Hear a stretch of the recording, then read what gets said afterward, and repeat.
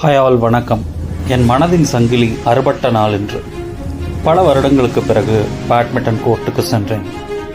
ஓடிய என் கால்கள் நடக்க மறந்தன. சுற்றிலும் இளைஞர்கள் கூட்டம். இந்த கூட்டத்தில் என் ஆட்டம் செல்லுமா என்ற ஐயத்துடன் ஆடத் தொடங்கினேன். முதலில் சிறு சிறு தவறுகள்.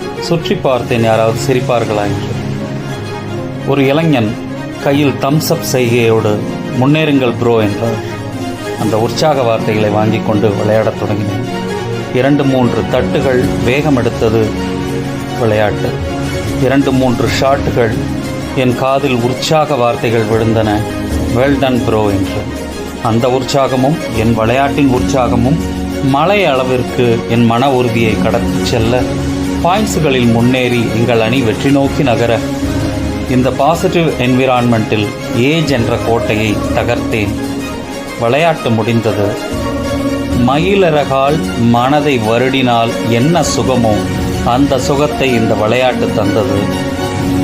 Best anti ageing sports medicine என்றால் மிகையாகாது. விளையாட்டு முடிந்தது. அனைவருக்கும் கை கொடுத்து விட்டு நிம்மதி பெருமூச்சுடன் நான் எழுதிய ஒரு வாசகத்தை முணுமுணுத்து கொண்டே வீட்டுக்கு சென்றேன். Age is just a count, fix any number, fly high.